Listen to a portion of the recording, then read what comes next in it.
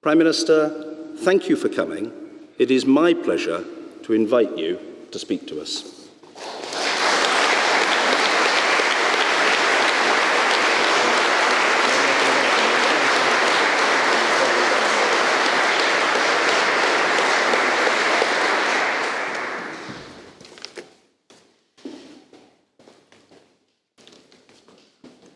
Lord Speaker, Mr. Speaker, Mr. Prime Minister, I'm delighted to be in London. Even in this globalized world, London is still the standard of our times. The city has embraced the world's diversity and represent the finest in human achievements. And I'm truly honored to speak in the British Parliament. Mr. Speaker, thank you for opening the doors to us here in this magnificent setting of the Royal Court.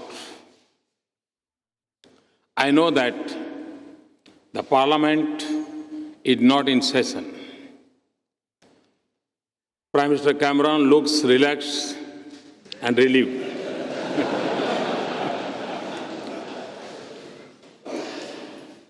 But I want to remind you, Mr. Prime Minister, that you owe my loyalty for an election slogan. I know that you are hosting me at the Chequers this evening. But I also know that you will understand if I am fair to both sides of the floor, especially since British MPs of Indian origin are evenly balanced between the Treasury and the opposition benches. So I also extend my good wishes to the Labour. Indeed, since these are still early days after the election, my warm congratulations to the members of the House. And greetings to the eminent leaders of Britain and great friends of India present here today.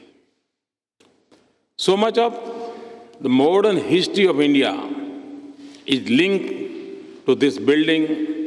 So much history looms across our relationship. There are others who have spoken forcefully on the dates and dues of history. I will only say that many freedom fighters of India found their calling in the institutions of Britain. And many makers of modern India, including several of my distinguished predecessors, from Jawaharlal Nehru to Dr. Manmohan Singh, passed through their doors. There are many things on which it is hard to tell anymore if they are British or Indian. The Jaguar of the Scotland Yard, for example, the Brookbond tea, or my friend, late Lord Ghulam Nunes Curry. And our strongest debates are whether the Lord's pitch swings unfairly or the wicket at Eden Garden cracks too early. And we love the Bhangra rap from London, just as you like the English novel from India. On the way to this event, Prime Minister Cameron and I paid homage to Mahatma Gandhi outside the Parliament. I was reminded of a question I was asked on a tour abroad. How is it that the statue of Gandhi stands outside the British Parliament? To that question, my answer is the British are wise enough to recognize his greatness. Indians are generous enough to share him. We are both fortunate enough to have been touched by his life and mission. And we are both smart enough to use the strengths of our connected histories to power the future of our relationship.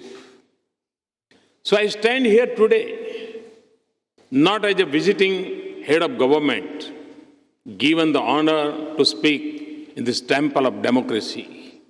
I'm here as a representative of a fellow institution and a shared traditions. And tomorrow, Prime Minister and I will be at the Wembley. Even in India, every young footballer wants to bend it like Beckham. Wembley will be a celebration of 1.5 million threads of life that binds us.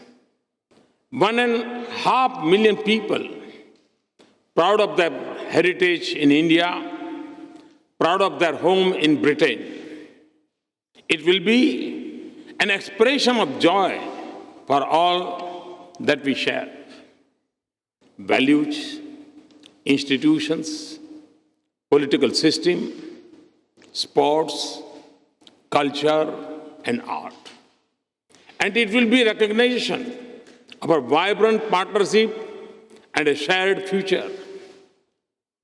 The United Kingdom is the third largest investor in India behind Singapore and Mauritius. India is the third largest source of foreign direct investment projects in the United Kingdom. Indians invest more in Britain than in the rest of European Union combined. It is not because they want to save on interpretation costs, but because they find an environment that is welcoming and familiar. It takes an Indian icon, Tata, to run a British icon and become your nation's largest private sector employer.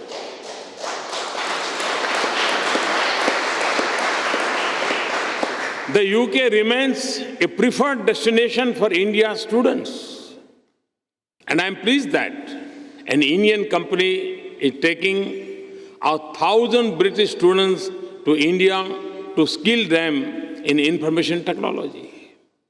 We are working together in the most advanced area of science and technology. We are finding solutions to the enduring human problems of food and health security and seeking answers to emerging challenges like climate change. Our security agencies work together so that our children return home safe and our increasingly networked lives are not prey to the threats on cyberspace. Our armed forces exercise with each other so that they can stand more strongly for the values we represent. This year alone, we have had 3 exercises together. And in the international arena, your support has made it more possible for India to take her rightful place in global institutions and regimes. And it has helped us both advance our common interests. Mr. Speaker, strong as our partnership is, for relationship such as ours, we must set higher ambitions. We are 2 democracies, 2 strong economies, and 2 innovative societies.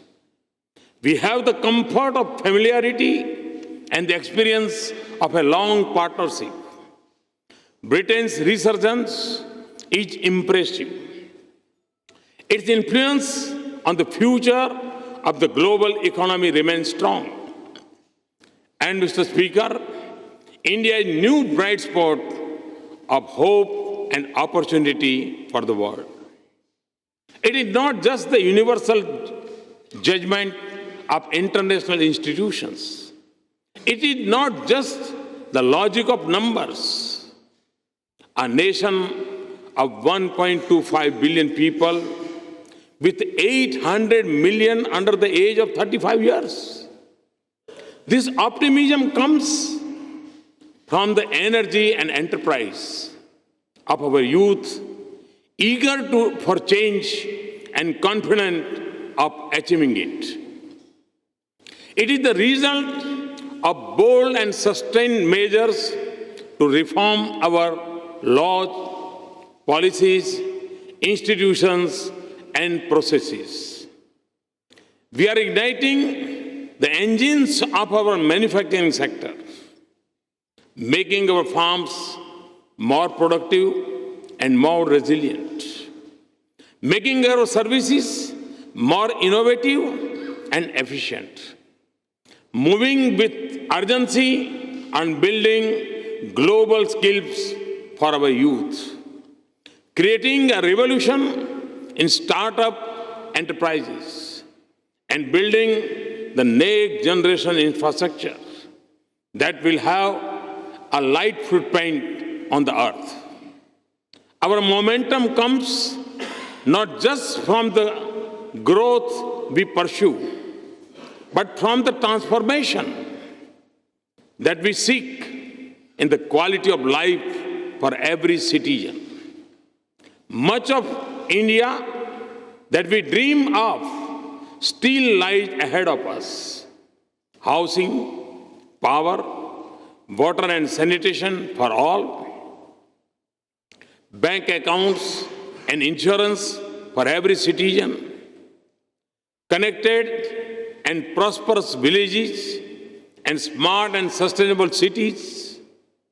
These are goals with a definite date, not just a mirage of hope. And inspired by Gandhiji, the change has begun with us, the way the government works. There is transparency and accountability in governance. There is boldness and speed in decisions. Federalism is no longer the fault line of center-state relation, but the definition of a new partnership of Team India. Citizens now have the ease of trust, not the burden of proof and processes. Business find an environment that is open and easy to work in. In a nation connected by cell phones, Digital India is transforming the interface between government and people. So, Mr. Speaker, with apologies to poet T.S. Eliot, we will not let the shadow fall between the idea and reality. If you visit India, you will experience the wind of change. It is reflected in the surge of investments from around the world, enhanced stability of our economy. In 190 million new bank accounts of hope and inclusion, in the increase in our growth to nearly 7.5% per year, and in the sharp rise in our ranking on ease of doing business. And the motto of Sabka Saath, Sabka Vikas is our vision of a nation in which every citizen belongs, participates, and prospers. It is not just a call for economic inclusion, it is also a celebration of our diversity, the creed for social harmony, and a commitment to individual liberties and rights. This is the timeless ethos of our culture. This is the basis of our constitution, and this will be the foundation of our future. Mr. Speaker, members and friends, the progress of India is the destiny of 1/6 humanity, and it will also mean a world more confident of its prosperity and more secure about its future. It is also natural and inevitable that our economic relations will grow by leaps and bounds. We'll form unbeatable partnership if we combine our unique strength and the size and the scale of opportunities in India. We will see more investment and trade. We will open new doors in the service sector. We will collaborate more here and in India. In defense equipment and technology, we will work together on renewable and nuclear energy. We will explore the mysteries of science and harness the power of technology and innovation. We will realize the opportunities of the digital world. Our youth will learn more from and with each other. But a relationship as rich as this, with so much promise as ours, cannot be measured only in terms of our mutual prosperity. Mr. Speaker, ours is an age of multiple transition in the world.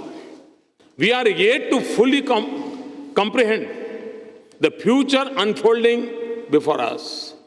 As in the previous ages, it will be different from the world we know.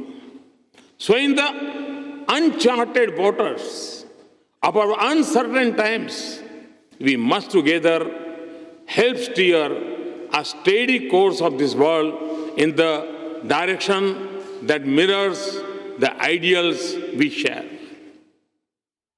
For in that lies not just the success of our two nations, but also the promise of the world that we desire.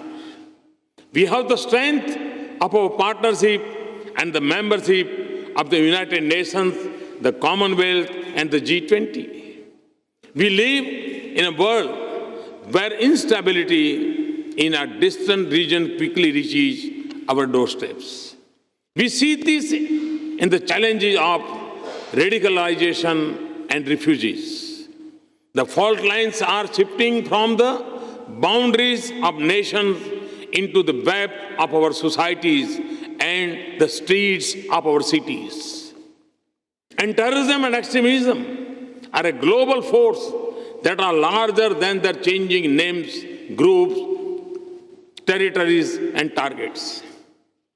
The world must speak in one voice and act in unison to combat this challenge of our times. We must adopt a comprehensive Convention on International Terrorism in the United Nations without delay. There should be no distinction between terrorist groups or discrimination between nations. There should be a resolve to isolate those who harbor terrorists and willingness to stand with nations that will fight them honestly. And we need a social movement against extremism in countries where it is most prevalent, and every effort to de-link religion and terrorism. Oceans remain vital for our prosperity. Now we have to also secure our cyber and outer space. Our interests are aligned across many regions. We have a shared interest in stable, prosperous, and integrated South Asia round, together in a shared march to prosperity. We want an Afghanistan that is shaped by the dreams of the great Afghan people, not by irrational fears and overreaching ambitions of others. A peaceful, stable Indian Ocean region is vital for global commerce and prosperity. And the future of Asia-Pacific region will have profound impact on all of us. We both have huge stakes in West Asia and the Gulf. And in Africa, where amidst many challenges, we see so many promising signs of courage, wisdom, leadership, and enterprise. India has just held an Africa summit in which all 55 countries and 42 leaders participated. We must also cooperate to launch a low-carbon age for a sustainable future for our planet. This is a global responsibility that we must assume in Paris later this month. The world has crafted a beautiful balance of collective action, common but differentiated responsibility, and respective capabilities. Those who have the means and the know-how must help meet the universal aspirations of humanity for clean energy and a healthy environment. And when we speak of restraint, we must not only think of curbing fossil fuels, but also moderating our lifestyles. We must all do our part. For India, a target of 175 gigawatt of additional capacity in renewable energy by 2022 and reduction in emission intensity of 33 to 35% by 2030 are just two of the steps of a comprehensive strategy. I have also proposed to launch during the COP21 meeting an international solar alliance to make solar energy an integral part of our lives, even in the most unconnected villages. In Britain, we are more like to use an umbrella against rain than the sun. But my team defined the membership of the Solar Alliance in more precise terms. We have to be located within the tropics, and we are pleased that the United Kingdom qualifies. So we look forward to an innovative Britain as a valuable partner in this endeavor. Prime Minister Cameron and I are indeed very pleased that cooperation and affordable and accessible clean energy is an important pillar of our relations. Mr. Speaker, this is a huge moment for our two great nations. So we must seize our opportunities, remove the obstacles to cooperation, instill full confidence in our relations, and remain sensitive to each other's interests. In doing so, we will transform our strategic partnership, and we will make this relationship count as one of the leading global partnerships. Ever so often, in the call of Britain's most famous bard, that we must seize the tide in the affairs of man, the world has sought the inspiration to act, and so must we.